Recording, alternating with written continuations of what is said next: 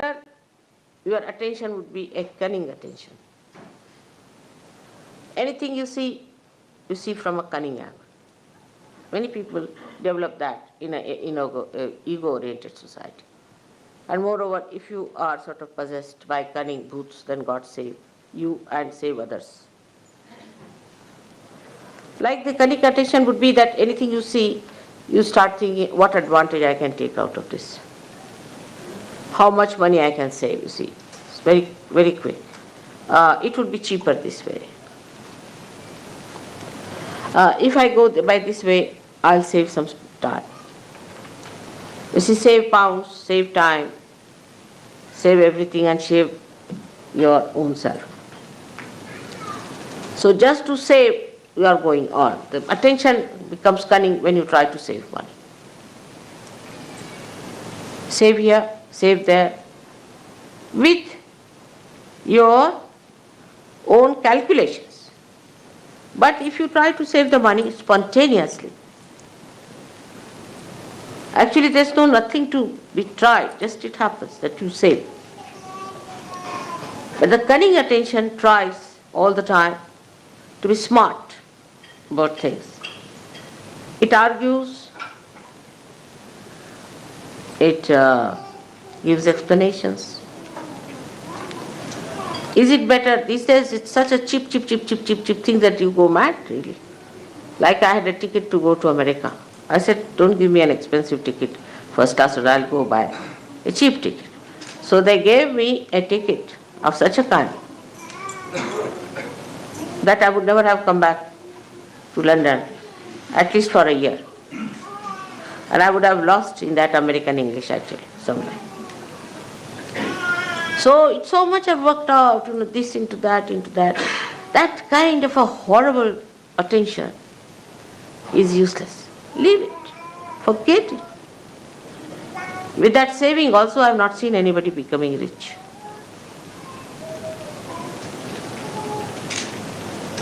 Like I want to go and buy some paint. So we buy some paint, then they think, all right, if we bring it back, then how can we return it? What should we do this, that, nonsense. All the time the mind is on that level. I'll give you an example. The other day, we got some paint to paint the glass. See the subtle sort of it. You see in the gross there's a subtle indication. And the paint was bought. And then it was worth nothing, 80p or something, all right. I mean, I can afford it. So that's why I bought. If you can't afford, don't buy. So they said, now we should return. I said, but why? Now it's come out, now go and return. You spend so much petrol going there. If you want to calculate also, it's stupid and the time will be wasting. No, but mother, you see, ultimately we save 2p. I said, all right, now I'll save a lot of money, now I'll show you how. I took that paint and painted many things which looked like glass or which was stone-like, and the whole thing looked so beautiful. So the mind that is destructive is only calculating. If you have such a mind, know yourself that you have to get rid of that kind of a calculation. Cheap things you should just keep in the setting. You should not be, of course, overindulgent, but you should not be also going for all the time for this kind of a calculation, because you are wasting your important awakened attention, which very few people have in this world. Must know that you are realized souls. You are not ordinary, mundane type of people. You are special people, and you are not to waste your attention in useless calculating money, P and this and that. Let's go ahead. What happens? Let's see. I never calculate, you know that, but I live very cheaply. And you can also do that. This attention, cunning attention, is also very fussy attention. Here it starts saving money. And then there it is in the evening, it must drink. So all the saving of P goes into the gutters of drink. Just think, the sum total of such a personality is what?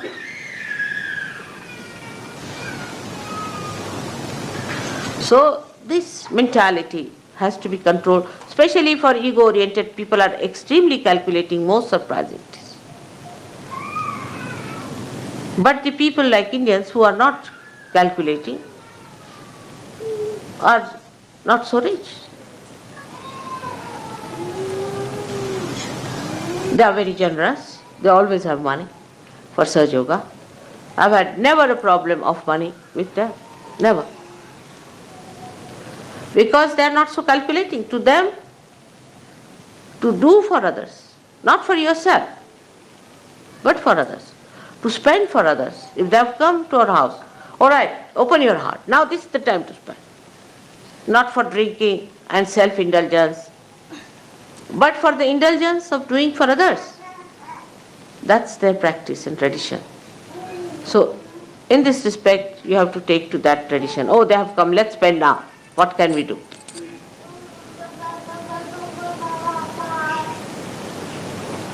This is the main thing one should understand. Those who are mostly self-indulgent are extremely miserly people.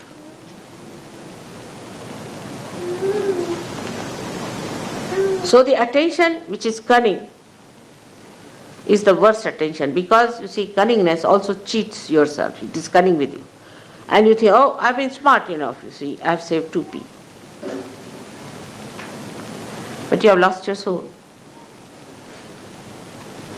You are no more a Sahaja.